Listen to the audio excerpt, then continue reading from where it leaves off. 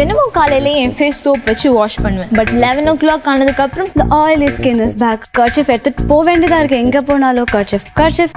ஐயோ என் ஃப்ரெண்ட்ஸ் என்ன கூப்பிடுவாங்க Hanky Factory. kerchief queen. So அதனால I carry my clean and clear foaming face wash sachet. இதை wash பண்ணதுக்கு அப்புறமா I'll play a putzu.